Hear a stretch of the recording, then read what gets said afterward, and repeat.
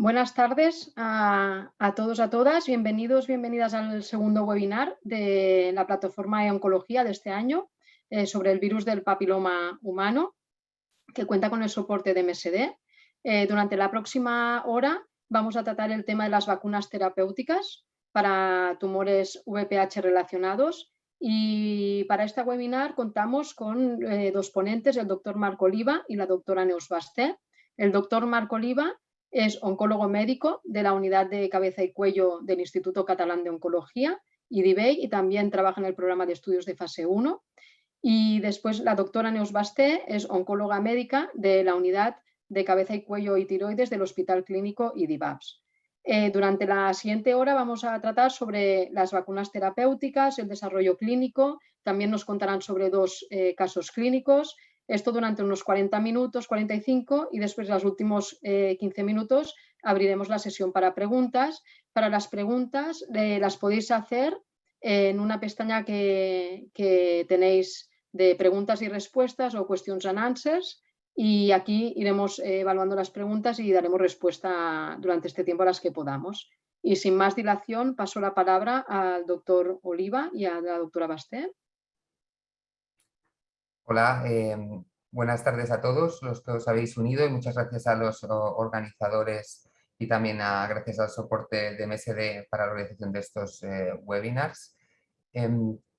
Como bien explicaba la doctora Alemany, hoy hemos escogido este tema. Es un tema que es relativamente candente en lo que es el desarrollo de nuevas terapias en cáncer, que son las vacunas terapéuticas, y en este caso las vacunas terapéuticas dirigidas a tumores relacionados con el virus del papiloma humano. En esta primera parte de la charla os explicaremos un poco cuál es el papel del virus del papiloma en el desarrollo de diferentes tipos de cáncer. Hablaremos un poco del papel de las vacunas preventivas y a partir de eso os explicaremos también cómo funcionan o cómo se hipotetiza que nos pueden ayudar esas vacunas terapéuticas para tratar los tumores una vez instaurados. Y seguidamente pasaré la palabra a la doctora Basté para que nos explique un poco en qué punto estamos en el desarrollo clínico, es decir, con pacientes de estas vacunas. Sin más, me gustaría empezar introduciendo un poco la relevancia que tiene el virus del papiloma como agente etiopatogénico de diferentes tumores. Todos hemos escuchado hablar del cáncer de cuello de útero, es un tumor que hasta hace relativamente poco era frecuente y es un tumor que tiene una causalidad directamente relacionada con el virus del papiloma humano. De hecho, la fracción atribuible al virus del papiloma es del 100%. No solo hay tumores de cuello de útero relacionados con el virus del papiloma, sino que también tenemos diferentes tumores localizados en otras áreas anogenitales, como el ano, la vulva, la vagina, el pene, pero también en las zonas del área de cabeza y cuello y en concreto de la orofaringe, donde sabéis que este virus tiene un papel relevante. Como veis, son todos órganos relacionados con la práctica sexual, ya que el virus del papiloma es un virus de transmisión primariamente sexual. Veis que la fracción atribuible del papiloma varía en función del tipo y la localización del tumor, viendo como en la zona anogenital la frecuencia o la atribución de este tipo de tumores es relativamente alta, en ano y cervix, vagina. Cuando bajamos a la orofaringe, esta fracción atribuible es menor, es aproximadamente del 30% de forma global, pero sabemos hoy en día que es un porcentaje mayor en función de los países donde encontramos estos tumores. En el área sobre todo occidental, Estados Unidos, Canadá, la fracción atribuible del virus del papiloma humano de los tumores de orofaringe relacionados con el virus del papiloma humano es bastante alta, puede llegar hasta el 80-90%, mientras que si nos vamos a otros países como en el sur de Europa, donde hay mayor hábito tabáquico y alcohol, que es uno de los factores de riesgo clásico para el desarrollo de tumores de cabeza y cuello, vemos que esa fracción atribuible es algo más baja, aunque hay una tendencia a incrementarse con el tiempo. Y sabemos también que hay diferentes tipos de virus de papiloma, no todos son el mismo. Hay virus del papiloma que son no oncogénicos, es decir, que no son capaces o no nos van a desarrollar un tumor cuando infecten ese órgano. Sin embargo, hay otros que sí que son oncogénicos y que están bien definidos. Los principales y más frecuentes son el tipo 16 y el tipo 18.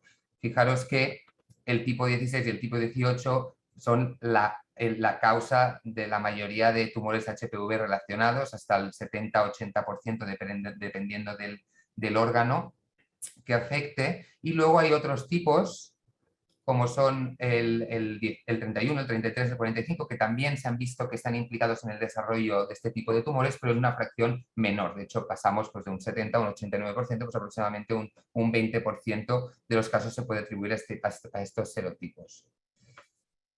¿Y cómo funciona, ¿no? ¿Cómo se desarrolla un tumor? ¿Qué pasa cuando tenemos una infección por el virus del papiloma? ¿Y qué es lo que tiene que suceder para que luego acabemos desarrollando un tumor? Porque sabemos que no todas las personas que se infectan por el virus del papiloma, aunque sea uno de los tipos oncogénicos, necesariamente va a desarrollar un tumor en relación al virus. Entonces, en una situación normal, este es un esquema del ciclo del virus de la infección del virus del papiloma.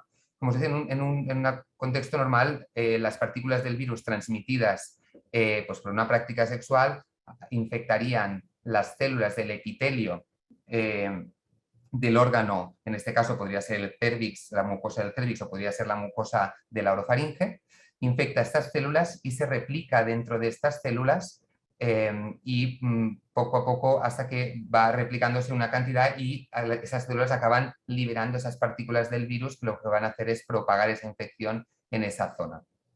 Es importante saber que este virus es capaz de unirse a estas células del epitelio gracias a unas proteínas que hacen que lo que es la cápsula que envuelve al virus se cambie y se adapte o se ajuste para poder entrar y penetrar dentro de esta célula. Estas proteínas son la L1 y la L2 y las recordaremos luego porque son importantes para el desarrollo de las vacunas, sobre todo preventivas.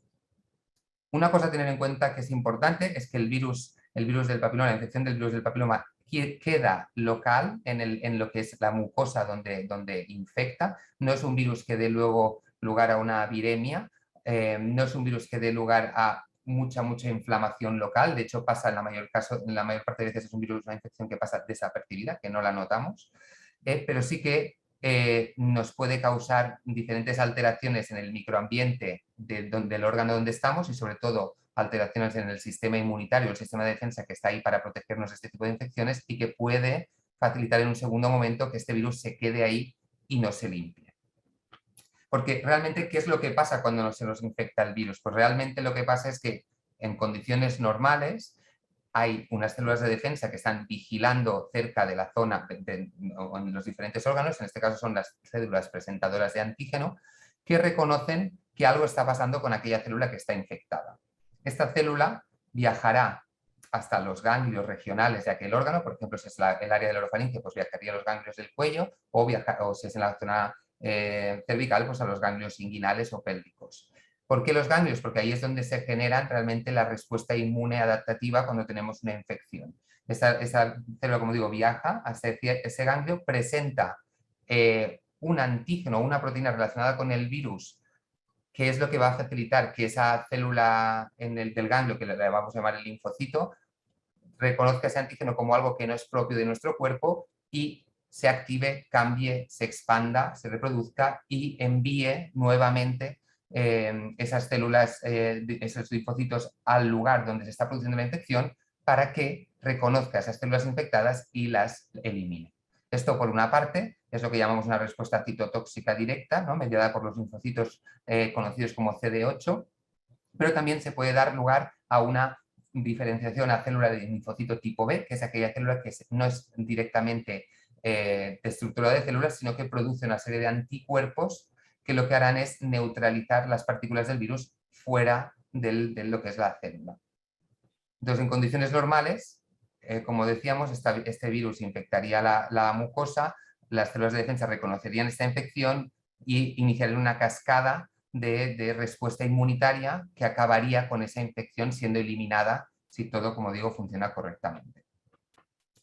Pero ¿qué pasa? Que sabemos que en algún punto de este círculo el virus no se elimina del todo, sino que queda latente en la mucosa de ese órgano y se va reproduciendo a lo largo del tiempo, ¿vale? Y esto, al cabo de años, es lo que acaba dándonos o nos acaba generando un tumor relacionado con este virus. Luego hablaremos de cuáles son los procesos para que este tumor se desarrolle, pero una de las cosas que tenemos que dejar claro, al menos en esta charla, es que no tenemos una lesión preliminar que nos pueda predecir, por ejemplo, la formación de un tumor en el cáncer de orofaringe. Sabemos que un paciente tiene un cáncer de orofaringe relacionado con el virus porque cuando diagnosticamos ese cáncer vamos a buscar el virus en el tumor y lo detectamos. Sin embargo, no sabemos qué pasa en ese periodo de latencia desde que uno tiene la infección hasta que acabe desarrollando el tumor. No tenemos lesiones precancerosas, lesiones malignas, no hay manera de detectarlo visualmente con una exploración y a día de hoy no tenemos ningún marcador ni en saliva ni en sangre que nos pueda decir si realmente tenemos o no riesgo de desarrollar un tumor una vez infectados por el virus. Esto no es así para el cáncer de útero, donde sí que sabemos que hay unas lesiones premalignas que preceden a la formación del tumor en aquellas personas que tienen una infección por el virus del papiloma tipo oncogénico, como los que decíamos, el 16-18, y que persiste latente en esa mucosa. Y esto es lo que ha dado lugar a una serie de algoritmos que llamamos de screening, ¿vale? Que nos permiten detectar aquellas personas que tienen el virus o la infección por el virus persistente, y aquellas personas que tienen cambios en las células de la mucosa del cérvix que nos sugieren que hay un alto riesgo de desarrollo de un cáncer invasivo, que es lo que llamamos lesiones intraepiteliales de bajo o de alto grado, y es lo que se va a utilizar en la práctica clínica en la mayoría de mujeres en las que se hacen el screening para detectar si hay que tener alguna actitud terapéutica o no al respecto. Pero como os decía, antes de llegar a eso, lo que queremos es prevenir eso. ¿Podemos prevenir la infección por el virus del papiloma para evitar, por lo tanto, que se desarrollen tumores relacionados con esta infección? Pues podemos. Existen lo que llamamos vacunas preventivas, que lo que hacen es intentar que nuestro sistema de defensa ya, digamos, que genere una respuesta previa a proteínas del virus para que cuando el virus infecte, ese sistema inmune sea capaz directamente de detectar ese virus y eliminarlo incluso antes de que acabe infectando la célula o que acabe reproduciéndose dentro de esa misma célula. Antes os decía que es muy importante las proteínas L1, L2, que son estas proteínas virales que están en la cápsula o la cápside que rodea el virus y que van a ser esenciales para penetrar dentro de la célula. Pues bien, las vacunas que tenemos hoy en día preventivas aprobadas para el cáncer, para prevenir el cáncer relacionado con el virus del papiloma, son las proteínas que actúan sobre la proteína L1, las vacunas que actúan sobre la L1, que lo que hace es evitar, digamos que al poner esa cápside lo que haremos es que se generan anticuerpos contra esa proteína directa del virus, que es la L1, y por lo tanto, en el momento que entre una partícula viral en nuestro organismo, automáticamente los anticuerpos circulantes detecten esa proteína como algo anómalo y lleven o desencadenen una respuesta inmune que elimine el virus. De hecho, tenemos 3 vacunas aprobadas hoy en día para el virus del papiloma. Hay vacunas que cubren y estas 3 vacunas se diferencian básicamente por el tipo de virus que cubren. La primera, que es la que llamamos bivalente, cubre el virus del papiloma 16 y el 18, la cuatrovalente, el 16, el 18, el 6 y el 11, y la nonavalente, que es la Gardasil 9, cubre la mayoría de virus de papiloma oncogénicos que digamos que son responsables aproximadamente del 90 y pico % de los tumores virus del papiloma relacionados. Ambas están aprobadas, como os digo, por las agencias reguladoras tanto americana como europea, y de hecho tenemos hoy en día evidencia de que la vacuna del papiloma administrada en pacientes jóvenes antes de los 17 años es capaz de reducir la incidencia del cáncer de cuello de útero relacionado con el virus del papiloma en casi un 50%, y eso dependerá de la franja de edad en la que estemos hablando.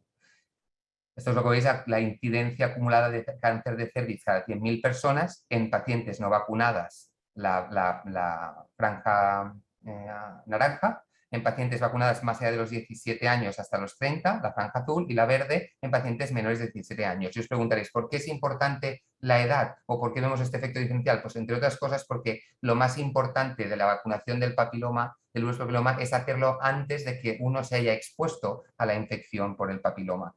Entre otras cosas, sabemos que la edad de inicio de práctica sexual suele estar alrededor de los 15, 16, 17 años, evidentemente con diferencias según estatus, cultura, país, pero lo que se consensúa es que realmente la administración de esta vacuna está indicada antes de la práctica sexual, que es entre los 9 y los 13 años. Y de hecho es una vacunación que ahora mismo se recomienda en nuestro país en todas las niñas de esta franja de edad. Y ahora también, desde que sabemos que hay una relación directa del virus del papiloma con el cáncer de orofaringe o de cáncer de cabeza y cuello, no solo de útero, y también además otros cánceres como el cáncer de ano, también estamos empezando a incluir los niños en ese calendario vacunal, que en otros países de Europa ya se hace, pero aquí aún estábamos pendientes y creo que, luego la doctora Alemania me podrá corregir, pero creo que para los niños en Cataluña parece que también ya está incluido. Y dicho esto, ¿no? Dices, hombre, si somos capaces de prevenir esa infección, deberíamos hacerlo con todos. Pero ¿qué pasa cuando realmente o no tenemos esa vacunación preventiva que nos evita la formación de un tumor, o tenemos una infección del virus persistente en nuestro cuerpo que ha sido antes de la exposición, por ejemplo, a la vacuna, y por lo tanto sabemos que esa infección va a estar ahí y que hay un riesgo de desarrollar el tumor? ¿Qué es lo que marca que algún paciente desarrolle un tumor y que otros con la misma infección no lo hagan? Pues bien, lo marcará la capacidad que tenga el virus del papiloma para, digamos que, producir una serie de cambios en la célula del órgano que está afectando, para que esa célula, digamos que, se desregule y empiece a proliferar de manera aberrante, ¿vale? Y eso lo hace el virus a través de una serie de genes que contiene el virus del papiloma, que son capaces de inhibir diferentes vías, como os enseño en esta rueda, que son las principales vías que van a tener la potencial capacidad de desarrollar un cáncer invasivo. Por una parte, una desregulación del metabolismo de la célula, crear una inestabilidad genómica del ADN de esa célula para que esa célula mute y por lo tanto pueda acumular mutaciones y acabar reproduciéndose de manera anómala, cambios que permitan a la célula resistir a la muerte, cambios que den lugar a una replicación no controlada, y cambios que también eviten que los factores que tenemos alrededor de mecanismos de control cuando una célula muta o cuando una célula se reproduce muy rápido sean capaces de evitarlos o inhibirlos. Pero una parte muy importante es, y que tiene relación con el virus del papiloma y que sabemos que puede influir en el desarrollo del tumor, es su actividad contra nuestro sistema inmune. Es decir, el virus del papiloma, y en concreto las proteínas oncogénicas del virus, que son la E6, la 7 y también la E5, son capaces de producir una serie de cambios en la célula que permitan a esta célula evadir al sistema inmunitario. Es decir, que aunque el sistema inmunitario pueda llegar a reconocer esa célula como maligna, no sea capaz de actuar. Esto es lo que llamamos un mecanismo de inmunoevasión. Estos mecanismos pueden ser múltiples. Aquí a la derecha os he puesto un ejemplo. Podemos evitar que el sistema inmune sea eficaz, por ejemplo, expresando marcadores en la superficie de la célula que sean inactivadores de la célula del linfocito T, CD8, que es aquella célula que era capaz de reconocer y matar directamente una célula maligna. Pues con esta proteína, que es PDL1, somos capaces de inhibir la acción de ese linfocito T y, por tanto, escapar a la muerte. Por otra parte, las proteínas del virus también pueden evitar que las células infectadas expresen antígenos o proteínas virales que permitan a esa célula vigilante reconocer a esa célula maligna y esas proteínas y activar la cascada inmunitaria.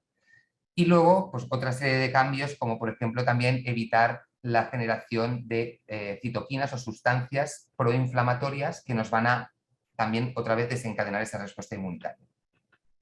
En una charla hace un año, en un webinar hace un año, os contaba el mecanismo de inmunoevasión del cáncer como algo realmente importante. Sabéis que hoy en día la inmunoterapia es el nuevo paradigma del tratamiento del cáncer. Antes sabemos que hay agentes anti-PDL1, anti-PD1 que son capaces de incluso curar tumores que ya han sido, que son metastásicos, ¿no? Y tenemos cada vez más largos supervivientes con cáncer gracias a este tipo de inmunoterapias. Entonces, eso lo sabemos porque hemos descubierto una serie de mecanismos que son importantes para que un tumor pueda seguir a sus anchas, hacer metástasis y crecer dentro del organismo, escapando a los mecanismos de control de nuestro sistema inmunitario. En los cambios, en la situación normal, una célula que crece y se reproduce de forma descontrolada, produce una serie de marcadores que hacen saltar todas las alarmas alrededor y que dan lugar a una activación del sistema inmunitario que acabará eliminando, si es eficaz, esas células que están mutadas antes incluso de que se desarrollen un tumor. Hay en otras situaciones donde esas células son capaces de, digamos, sobrevivir a esa respuesta y estar en un periodo de latencia, y en segundo tiempo escapar de esa respuesta del sistema inmunitario y seguir creciendo mediante esos mecanismos de evasión que os contaba. Y esto tiene relación con lo que llamamos el círculo de la respuesta inmune antitumoral, que es este esquema circular que os pongo aquí en la derecha de la diapositiva y que lo que nos viene a explicar de forma un poco más resumida es un poco lo que os contaba al principio. En una situación normal, un tumor va a producir una serie de proteínas, sustancias que van a ser reconocibles por esa célula vigilante o presentadora de antígeno, que va a viajar al ganglio, va a desencadenar una respuesta inmune específica contra aquel tumor.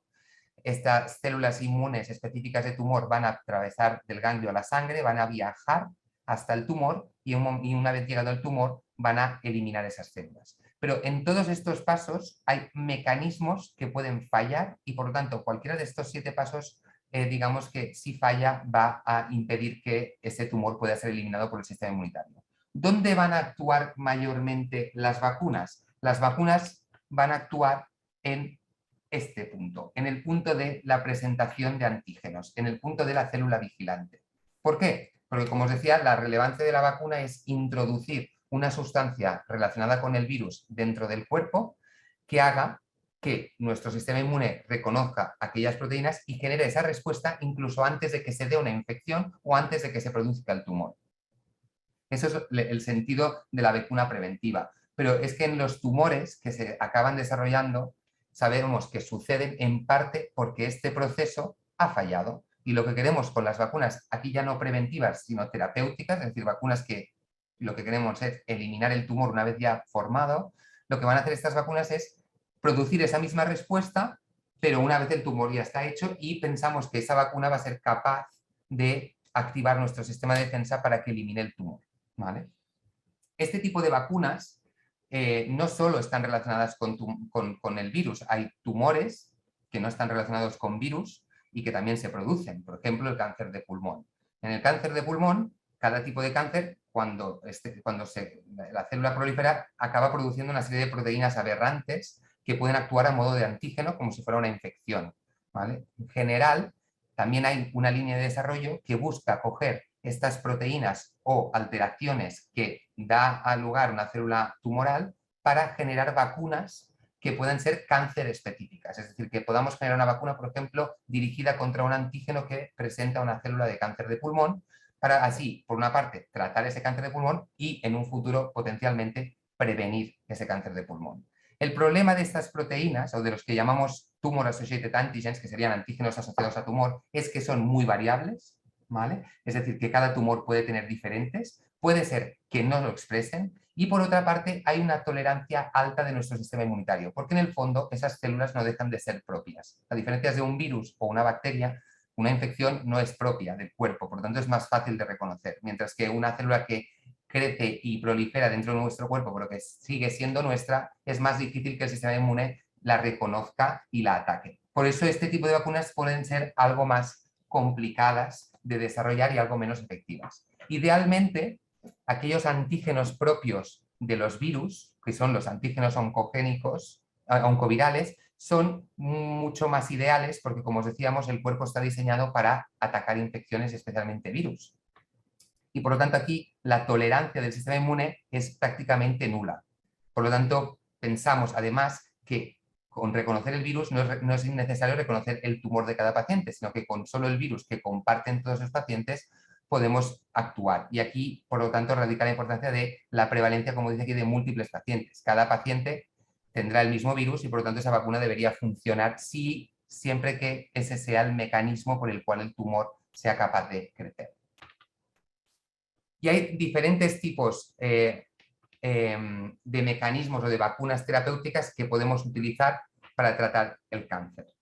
Por una parte, podemos utilizar, como decíamos, proteínas virales que llamaremos antígenos, que pueden ser proteínas. Podemos también administrar esas proteínas dentro de un vector viral o un vector bacteriano para que sea más fácil de reconocer, o podemos utilizar material genético como el DNA y el RNA de los virus, por ejemplo, como se ha hecho con la vacuna del COVID. Ahora vamos a pasar a hablar de la parte más de desarrollo clínico y la doctora Basté os va a ir explicando el diferente tipo de vacunas que se han ido desarrollando con los diferentes mecanismos. Neus, te doy la palabra. Y el control, que creo que lo tienes.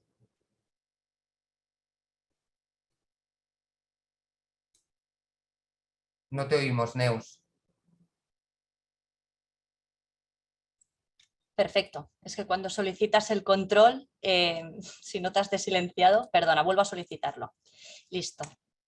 Vale. Pues bien, como bien explicaba el doctor Oliva, ¿no? Es importante de cara a las vacunas terapéuticas, ¿no? Enfocarlas buscar cuál es la diana terapéutica más indicada, ¿no? En el caso, que es diríamos la presentación de hoy, el webinar de hoy va más enfocado pues, hacia aquellos tumores relacionados con el virus del papiloma humano, pues las dianas terapéuticas o las dianas más efectivas serían aquellas que van dirigidas contra las oncoproteínas E6 y E7, ¿no? Como bien sabemos, a través del ciclo celular, sabemos que estas oncoproteínas generan una disrupción a nivel del ciclo celular de tal forma que por una parte inhiben el gen supresor de tumores como es la proteína del retinoblastoma, lo que favorece en estos tipos de tumores que haya una fase de síntesis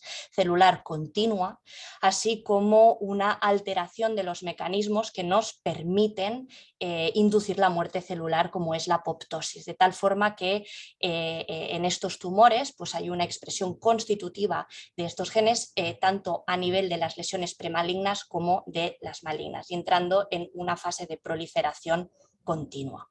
Por tanto, es importante de cara a las vacunas terapéuticas para estos tipos de tumores enfocarlas frente a estas oncoproteínas, ¿no?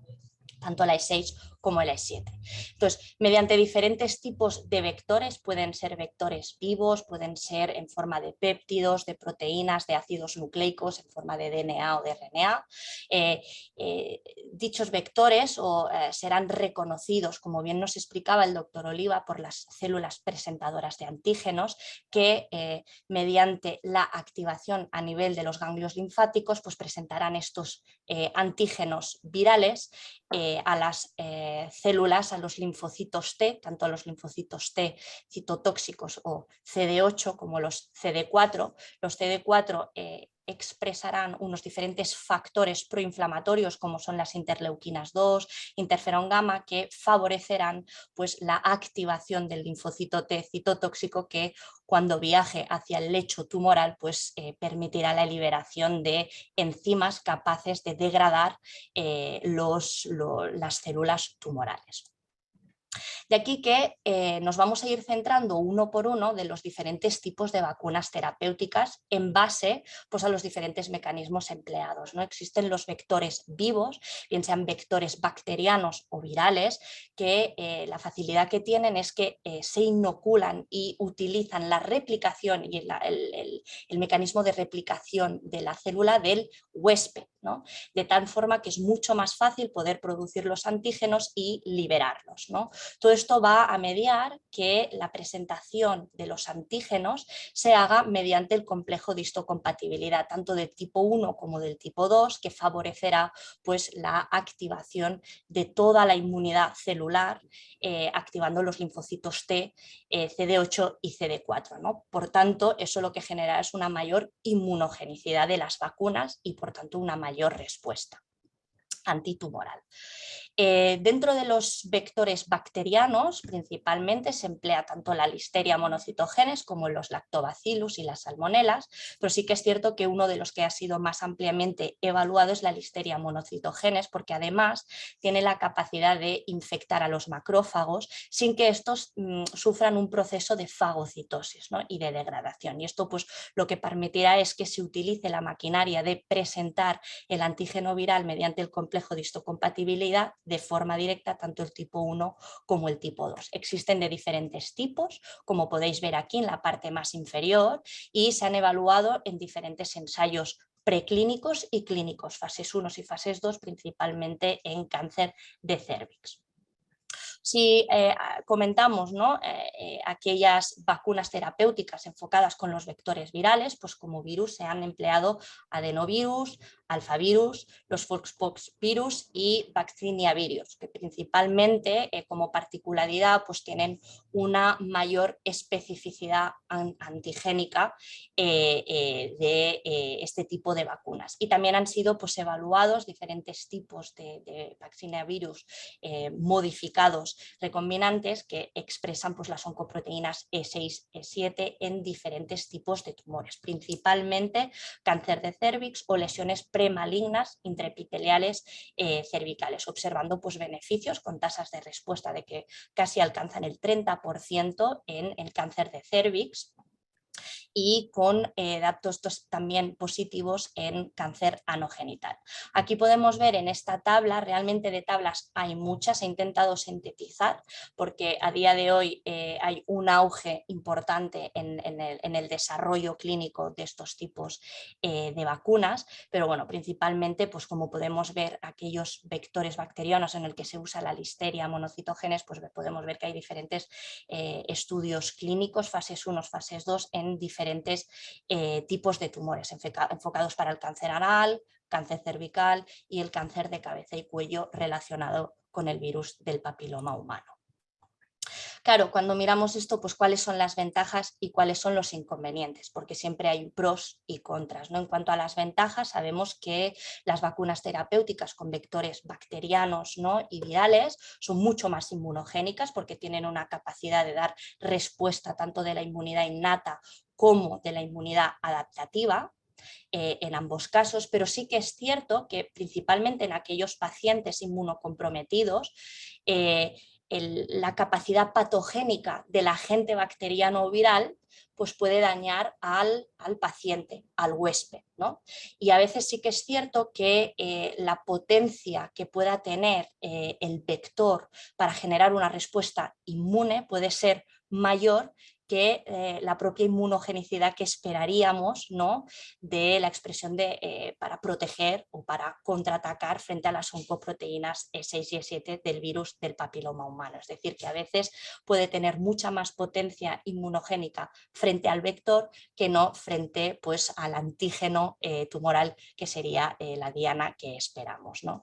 ¿Eso que implicará? Pues de cierta forma se van a generar anticuerpos neutralizantes, lo cual administraciones repetidas de estas vacunas pues quedarán limitadas la efectividad por el efecto de los anticuerpos neutralizantes que se puedan generar. Por tanto, como podemos ver, pues, a pesar de múltiples líneas en investigación, siempre hay pros y contras en el uso de estos tipos de vacunas, ¿no? ¿Qué otros tipos de vacunas tenemos? Las vacunas que se denominan en subunidades, que principalmente son antígenos que vienen presentados o bien en forma de péptidos o de proteínas completas. Desde este punto de vista, pues son vacunas terapéuticas mucho más seguras porque al final no van a utilizar la maquinaria de replicación, ¿no? de la propia célula huésped, que es un uso que diríamos transitorio y que por tanto esto puede reducir la toxicidad de cara a los pacientes. Si nos centramos en las vacunas en forma de péptidos, pues son mucho más estables, son mucho más seguras, pero sí que es cierto que la forma de presentar el antígeno es muy específico del complejo de histocompatibilidad, ¿no? Y esto lo que les conferirá es que son mucho menos inmunogénicas y que por tanto requerirán probablemente del uso de adyuvantes como son las citoquinas o ligandos de los receptores del Toll-like receptor para tratar de potenciar esta respuesta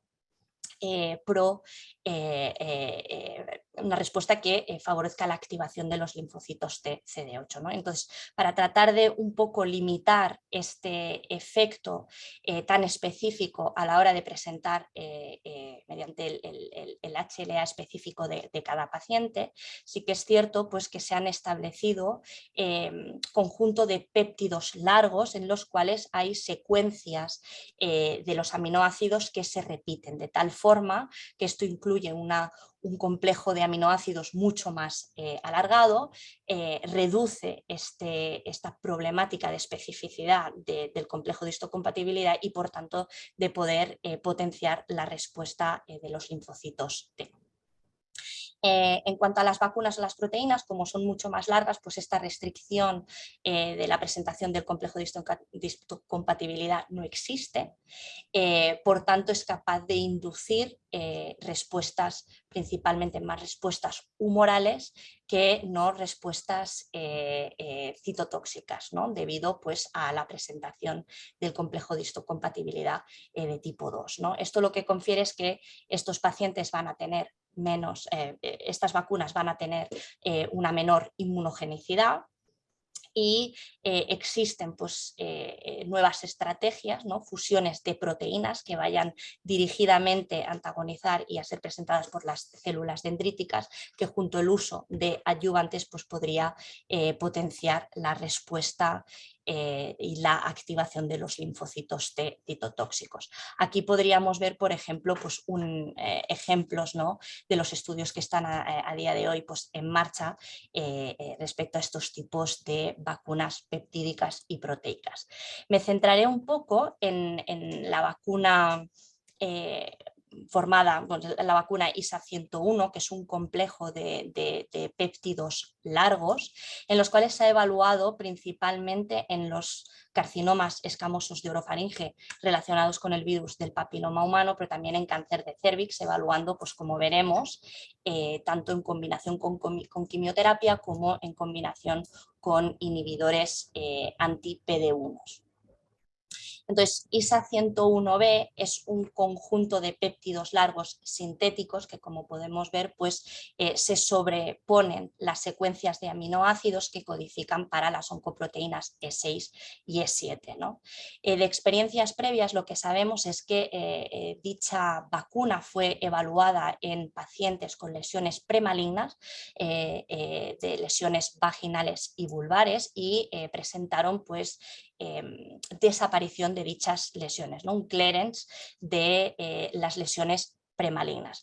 Principalmente cuando se evaluó a nivel más del tejido tumoral, lo que se vio es que aquellos pacientes que presentaron una mayor respuesta son aquellos que presentaban una mayor reactividad de los linfocitos T CD8, mientras que aquellos que no respondieron pues tenían una menor reactividad de la activación de los linfocitos CD8. Por tanto, la importancia en cómo se reactiva el sistema inmune, especialmente en los linfocitos T citotóxicos, pues es lo que confiere una mayor eficacia de esta vacuna. También sabemos a partir de datos más de preclínica, ¿no? Que los carcinomas escamosos de orofaringe HPV relacionados tienen mejor pronóstico que aquellos tumores que no están mediados por el virus, ¿no? Y cuando estos se miran, se hacen comparativas a nivel de los tejidos, lo que se ve es que aquellos que están relacionados con el virus del papiloma humano hay una mayor infiltración inmune que es mucho más densa, ¿no? Entonces sabemos que si potenciamos, ¿no? Los antígenos virales en estos tipos de tumores, habrá una mayor respuesta específica de los linfocitos T, y que por tanto esto puede conferir una mayor respuesta y un mayor beneficio en la tasa de respuestas de los pacientes. Otros estudios en los que se ha evaluado ya en fases más de clínica, el primer estudio fase 1 se evaluó en aquellos pacientes con cáncer de cérvix avanzado relacionados con el virus del papiloma humano, y se evaluó, es un estudio fase 1 que evaluaba principalmente datos de seguridad, de tolerancia, de respuesta y datos clínicos al combinar la vacuna ISA-101 junto con quimioterapia, la combinación de carbo-paclitaxel, un estándar de tratamiento en estos pacientes. Este estudio lo que permitió es establecer cuál es la dosis recomendada para el fase 2 de la vacuna ISA-101B, siendo de 100 picogramos. Y a nivel de los resultados lo que se vio es que la vacuna confirió una respuesta mucho más potente y mucho más específica en los pacientes, y de aquellos pacientes, cuando se evaluó los datos de eficacia en base a la supervivencia global, lo que se vio es que aquellos pacientes que vivieron mucho más tiempo, que presentaban una mayor supervivencia, fueron aquellos que presentaron una mayor respuesta y una mayor reactividad de los linfocitos T CD8, ¿no? En cuanto a los efectos adversos, principalmente relacionados con la vacuna, son efectos adversos leves, grado 1, 2, y relacionados con el punto de inyección de la vacuna, y principalmente la combinación de quimioterapia con la vacuna, pues no se vio que hubiese un aumento en cuanto a las toxicidades que ya conocemos de la quimioterapia del doblete de carboplatino con paclitaxel. Esto permitió que se procediera a un estudio fase 2, en el cual era un estudio multicohorte llevado a cabo por el grupo del Memorial, y en el cual evaluaban pacientes con cáncer relacionado con el virus del papiloma humano a recibir la vacuna ISA 101B, 3 dosis de administración cada 3 semanas en combinación con nivolumab, un anti-PD1.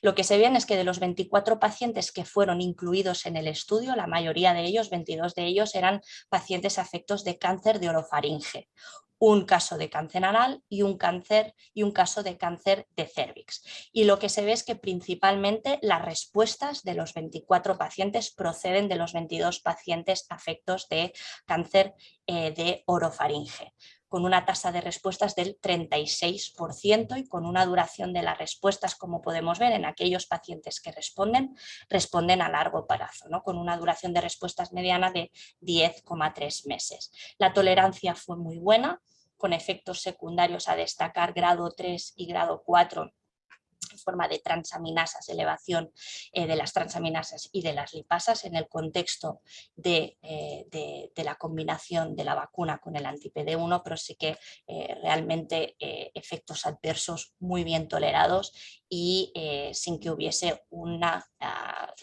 sin que aumentara la toxicidad relacionada al anti-PD1. De aquí que se pasara, y a día de hoy está en marcha, hay un estudio fase 2 específico para la cohorte de pacientes afectos de carcinoma escamoso de orofaringe relacionados con el virus del papiloma humano, pacientes candidatos pues, a un tratamiento de primera o segunda línea en enfermedad avanzada a recibir cemiplimab, que es un anti-PD1 parecido al nivolumab, pero de otra compañía farmacéutica, en combinación con la vacuna terapéutica ISA 101B, 3 dosis junto con cemiplimab de mantenimiento hasta un total de 2 años, versus placebo en combinación con cemiplimab.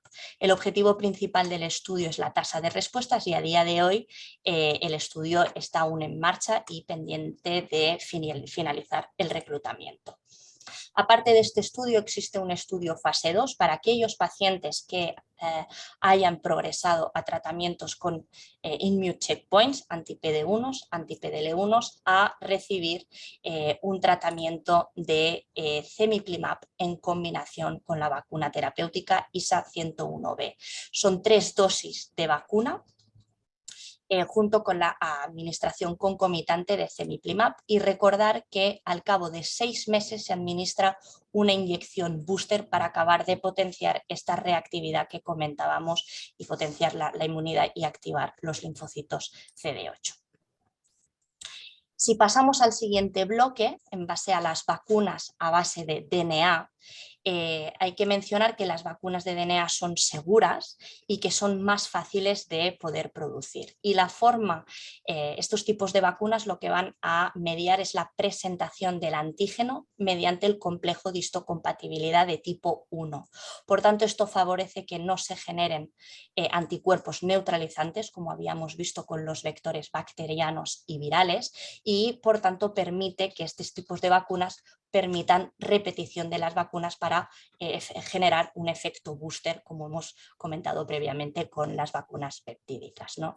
Sí que es cierto que los plásmidos de DNA son capaces, ¿no?, de poderse integrar en el genoma del huésped, por lo cual hay vacunas de este tipo que se modificarán la secuencia de los genes de E6 y E7 para tratar que no haya una codificación oncogénica y evitar el riesgo de perpetuar o de incrementar el riesgo de toxicidad de cara a los pacientes. Estas vacunas serían conocidas como las vacunas de DNA y un ejemplo sería el GX188E. Cabe destacar que, dado que la presentación es por el complejo de histocompatibilidad de tipo 1, hace que sean vacunas menos inmunogénicas. Por tanto, estrategias dirigidas para tratar de potenciar esta inmunogenicidad, pues en punto 1 sería aumentar la expresión del número de antígenos, tratar de potenciar la presentación antigénica y, por tanto, potenciar no tan solo la presentación y reconocimiento por las células dendríticas, sino también tratar de potenciar la interacción entre las células presentadoras de antígenos y los linfocitos T. Aquí estarían pues, varios ejemplos de vacunas terapéuticas a base de DNA que están a día de hoy en vías de investigación. Otros tipos de vacunas, como nos ha comentado Marc Oliva previamente, que serían las tipo vacunas como las vacunas del COVID, son aquellas que están basadas a base de replicón de RNA, ¿no? Que está formado a base de una cadena única de RNA y que tiene propiedades muy similares, como hemos visto, a las vacunas de DNA. Son seguras, no generan los anticuerpos neutralizantes y, por tanto, eso permite que se pueda repetir en múltiples ocasiones. Además, estos tipos de vacunas se pueden replicar en diferentes tipos de células y no hay ningún riesgo de, al ser vacunas RNA, de que se integren a nivel de los cromosomas ni que haya una transformación a nivel celular.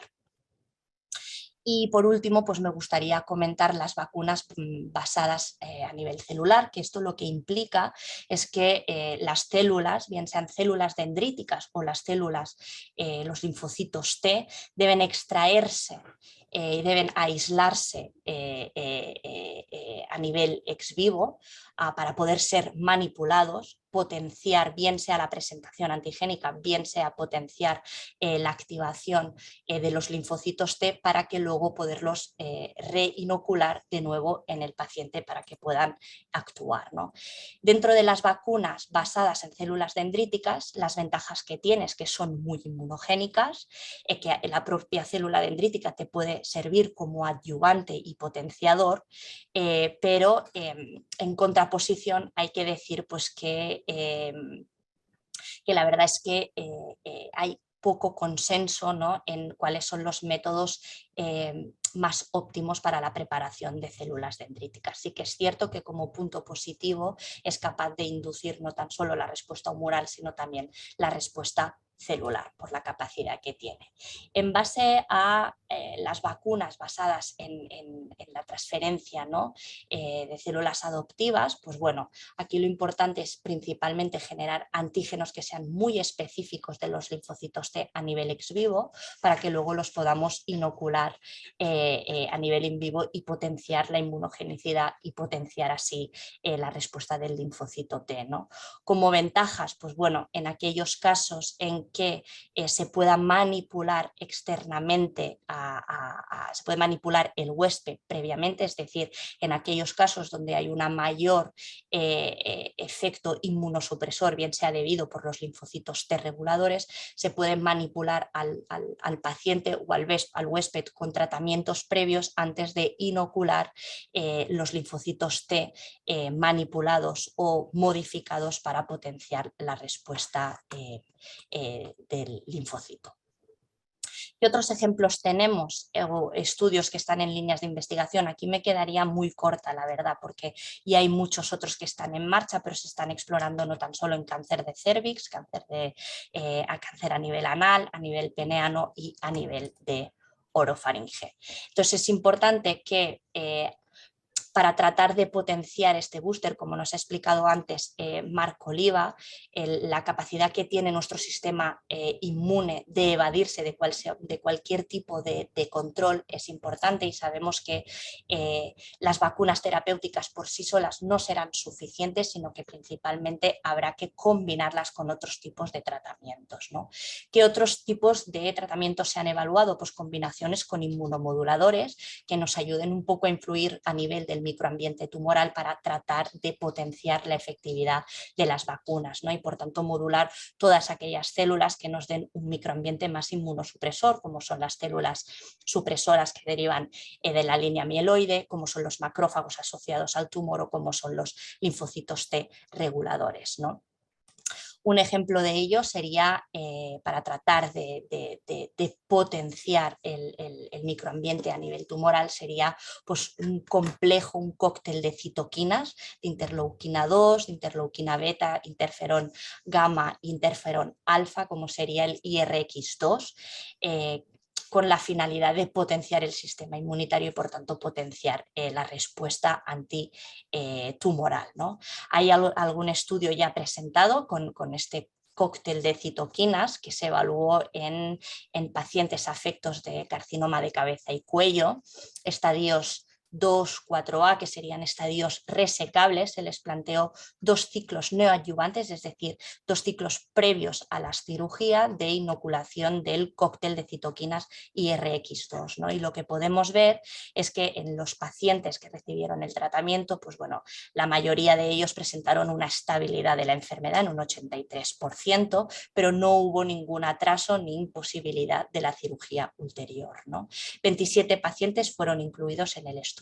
Y cuando se miró las muestras de tejido a posteriori, lo que se ve es que la supervivencia de los pacientes que duraron mucho más tiempo son aquellos que presentaron una mayor infiltración de linfocitos a nivel del lecho tumoral, ¿no? Por tanto, cómo recondicionar el microambiente tumoral para favorecer principalmente las respuestas y dar un alargamiento probablemente de la supervivencia, ¿no?, de los pacientes a largo plazo. Otras vacunas en combinación las hemos comentado antes, sería el complejo de péptidos de ISA 101B en combinación con nivolumab, que aquí pues, podríamos ver que principalmente el beneficio fue en la cohorte de pacientes afectos de carcinoma escamoso de orofaringe relacionados con el virus del papiloma humano. Otras estrategias que estén evaluándose, pues vacunas terapéuticas principalmente en forma de DNA, en combinación con immune checkpoints, como serían anti-PDL1, entre otras combinaciones con quimioterapia y múltiples estudios que a día de hoy se están evaluando.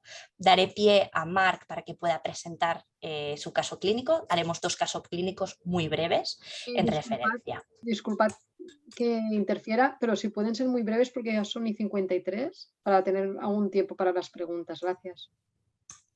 Gracias. Gracias, Laia, y gracias, Neus. Sí, vamos a ser muy breves, simplemente vamos a ejemplificar con 2 casos un poco todo lo que hemos explicado y por qué pensamos que es relevante, ¿no?, el desarrollo de estas vacunas y potencialmente puede tener un papel como terapia estándar en un futuro en los carcinomas o los tumores HPV relacionados.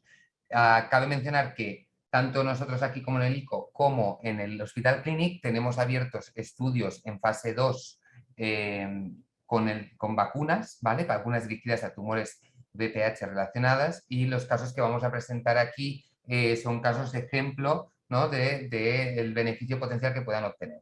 Ahora os pongo un caso ejemplo, que en este caso es un paciente varón de 40 años, fumador, que a raíz de la autopalpación de ganglios se diagnostica, generalmente se diagnostica como un tumor de la amígdala, un tumor de orofaringe relacionado con el virus del papiloma, localmente avanzado por la afectación de los ganglios. Este paciente, como terapia estándar, recibe una radioterapia combinada con quimioterapia y su enfermedad, el tumor primero desaparece, pero sin embargo los ganglios persisten pese al tratamiento con quimio y radioterapia. Eso es lo que nosotros mencionamos como una persistencia de la enfermedad, una refractariedad a la terapia estándar con radioterapia y quimioterapia, y en estos casos a los pacientes se les ofrece una cirugía para erradicar ese ganglio, sacar esos ganglios, que es la opción curativa que nos queda cuando esto sucede. En este caso, el paciente desafortunadamente, pese a la cirugía para sacarle los ganglios, al poco tiempo, aproximadamente unos 4 meses, vuelve a presentar nuevos ganglios en esa zona que se funcionan y se confirman que son nuevamente un carcinoma escamoso relacionado con el virus del papiloma. Es decir, un tumor relativamente, dentro de las características de la enfermedad, agresivo, que es refractario a todas las terapias estándar curativas. Cuando esto sucede, el paciente ya no tenemos armas curativas, es decir, la radioterapia y la cirugía la hemos agotado. En este caso, la cirugía no es factible porque el paciente tiene ganglios a múltiples niveles que no se pueden sacar y el paciente se deriva de nuestro centro a participar en un estudio, que es uno de los estudios que os ha comentado la doctora Basté previamente, con una de estas vacunas basadas en péptidos y que se combina con la inmunoterapia, en este caso con un agente anti-PD1, anti-PDL1, que hoy en día es el estándar de tratamiento para aquellos pacientes con tumores HPV relacionados y no relacionados, localizados en el área de cabeza y cuello, que expresen un PDL1 positivo en el tumor, que es un marcador que nos indica si responderá o no al tratamiento con inmunoterapia. Y aquí es donde estamos, ¿no? Es lo que decíamos. En este caso teníamos un papel de la vacuna como prevención, ¿no? En el caso de pacientes que tienen una infección persistente o antes de hacer esa infección persistente que nos puede dar lugar a un tumor, y luego en pacientes que una vez desarrollado el tumor y que persiste esa enfermedad, vamos a intentar actuar con la vacuna para ver si conseguimos de alguna manera despertar esa respuesta inmunitaria y que consiga controlar el tumor a largo plazo. En este caso, al paciente le ofrecimos el estudio, recibió sus 3 dosis de vacuna y la gente, y tuvo estos son los ganglios que presentaba al inicio de la enfermedad, y tuvo tras tan solo 2 meses una reducción del 56% y posteriormente a los 3 meses una respuesta completa con una desaparición de todos los ganglios de la enfermedad que a fecha de hoy aún mantiene. Y el segundo caso os lo explica la doctora Basté muy rápidamente, en 3 minutos también, y así tenemos tiempo para preguntas. Perfecto, gracias Marc. El segundo caso, como veréis, la mayoría, los 2 casos van muy enfocados al carcinoma escamoso de orofaringe HPV relacionado. Es en relación a una chica joven de 21 años con poco exposición tabáquica, que esto es importante de cara a, en estos pacientes, exconsumidora de tóxicos en forma de cocaína, cannabis y ketamina, y la paciente acude por un cuadro de disfagia con aparición de adenopatías a nivel de fosa supraclavicular derecha, laterocervicales bajas, podríamos decir, y con metástasis a nivel de ganglios mediastínicos y pulmonares. En ese momento se diagnostica, se evalúa, se observa que se trata de un carcinoma de orofaringe como tumor primario que está relacionado con el virus del papiloma humano, y además identificamos la expresión de PDL1, ¿no? Es un marcador, un biomarcador que evaluamos en los pacientes candidatos a un tratamiento de primera línea de tumores de cabeza y cuello. En este caso expresaba un CPS de 35 que es positivo, motivo por el cual en enero del 2020 empieza tratamiento con una combinación de platino, 5-fluoruracilo, pembrolizumab, 2 ciclos, con el cual la paciente hizo una respuesta parcial, motivo por el cual a partir de febrero hasta febrero del 2021 realizó mantenimiento con pembrolizumab, llegando a una respuesta completa. En ese momento la paciente empieza a aparecer dudas de enfermedad metastásica a nivel ganglionar, motivo por el cual se decide completar radioterapia sobre las cadenas ganglionares junto con pembrolizumab, finalizando en marzo del 2021 con una respuesta completa.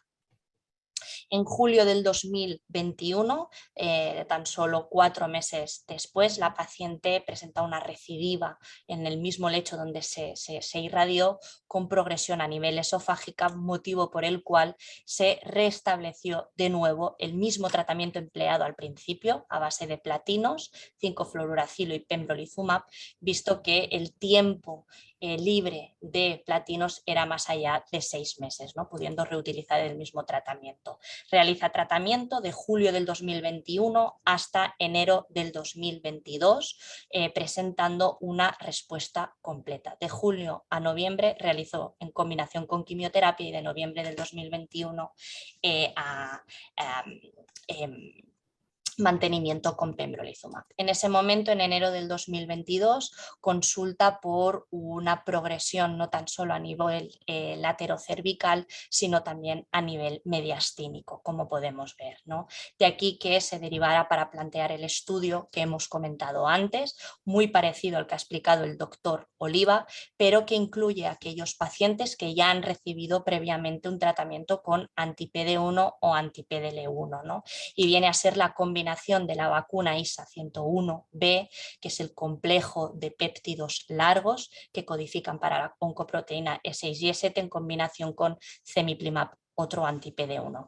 3 dosis de vacuna con el mantenimiento de cemiplimab hasta un máximo de 2 años con un booster a los 6 meses para acabar de potenciar la parte de la inmunidad. En ese momento la paciente entra dentro de estudio y la primera evaluación que realizamos en marzo al cabo de 2 meses es de una enfermedad estable, se repite el nuevo tratamiento, se repite la nueva prueba de imagen en junio del 2022, ahora recientemente, y mantiene la estabilidad. Por tanto, la paciente tras 3 dosis de vacuna y mantenimiento con cemiplimab a día de hoy sigue en curso de tratamiento.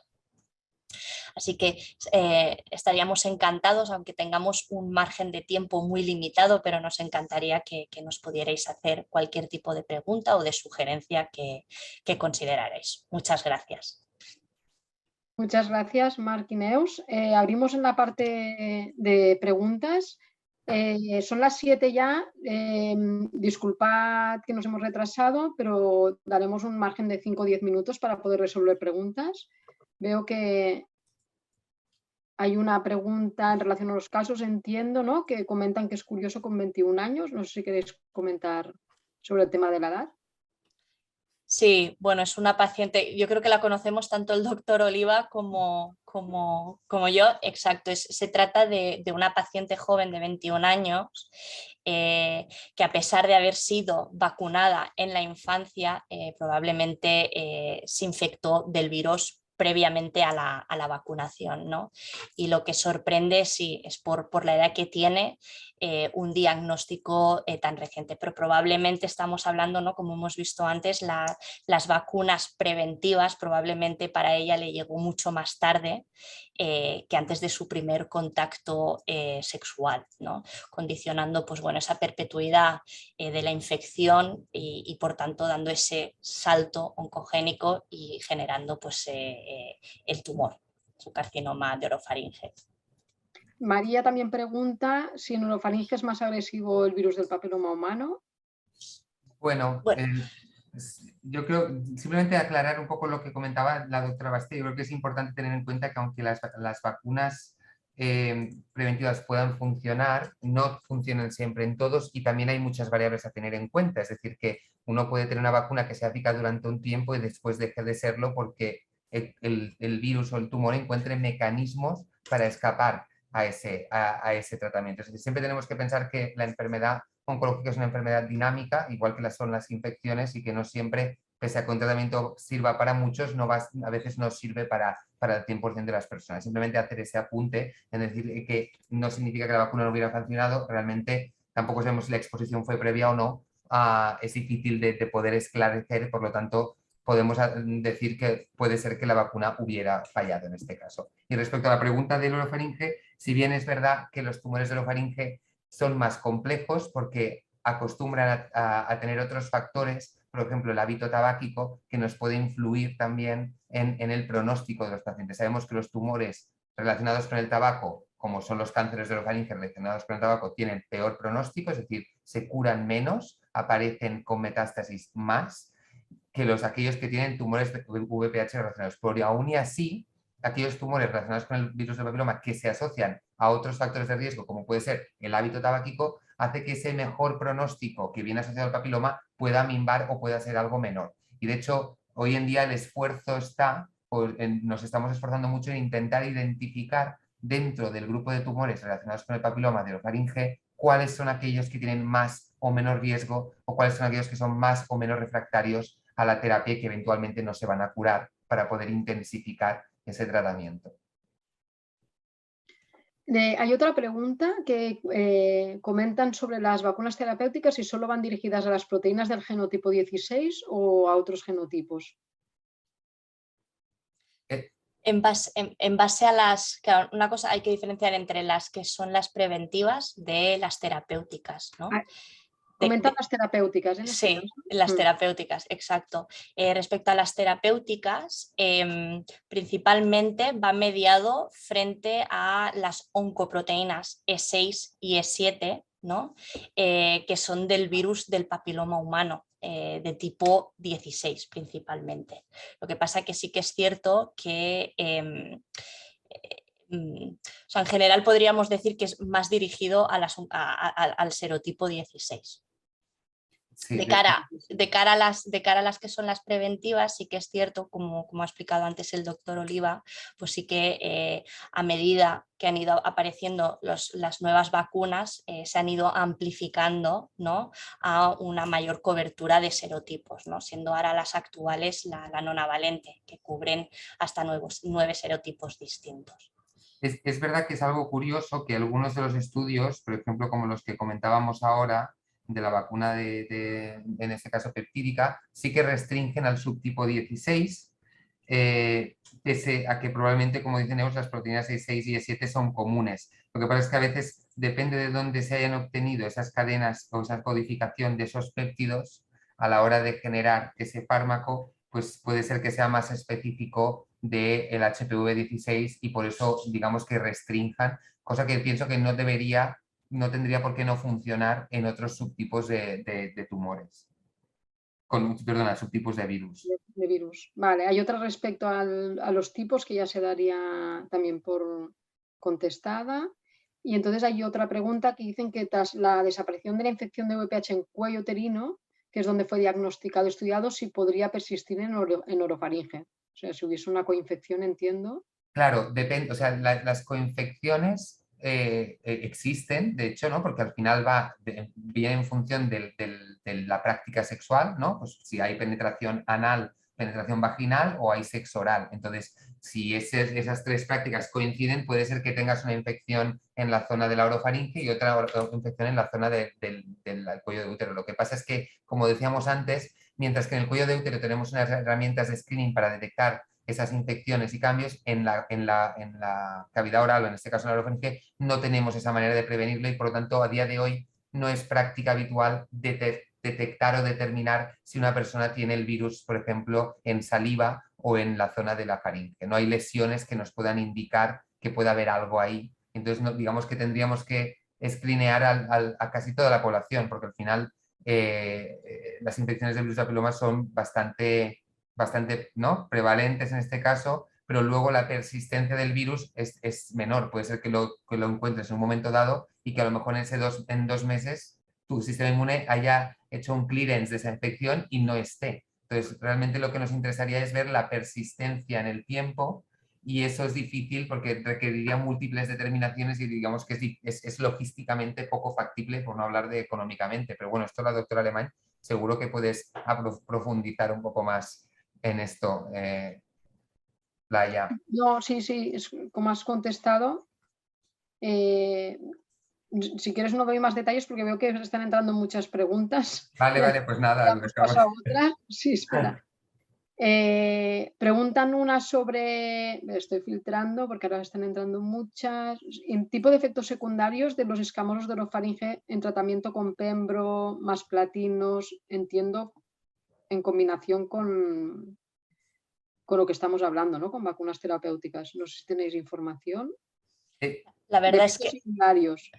de efectos secundarios, claro, a día de hoy los estudios están en marcha, ¿no? Pero una cosa son los efectos secundarios relacionados de quimioterapia en combinación con pembrolizumab, que esto sí tenemos datos y que principalmente son efectos secundarios relacionados a la quimioterapia y en menor medida inmunomediados, principalmente efectos tiroideos, neumonitis, pero en casos muy, muy aislados, y las combinaciones con vacunas terapéuticas junto con anti-PD1, pues serían los ejemplos, por ejemplo, presentados previamente, ¿no? Las vacunas, por ejemplo, con péptidos largos, en combinación con nivolumab o con cemiplimab, principalmente son efectos adversos muy leves, grado 1 o 2, en función del tipo de la vacuna que administres. En este caso, como es una administración a nivel subcutánea, pues son lesiones o enrojecimiento o molestias en el punto de inyección, cuadros pues más pseudogripales,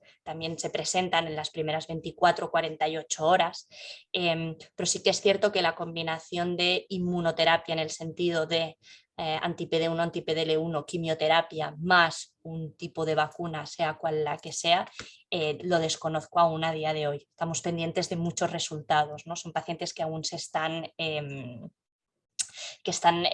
incluyéndose en los ensayos, por tanto no tenemos el reporte de datos, hasta donde yo sé.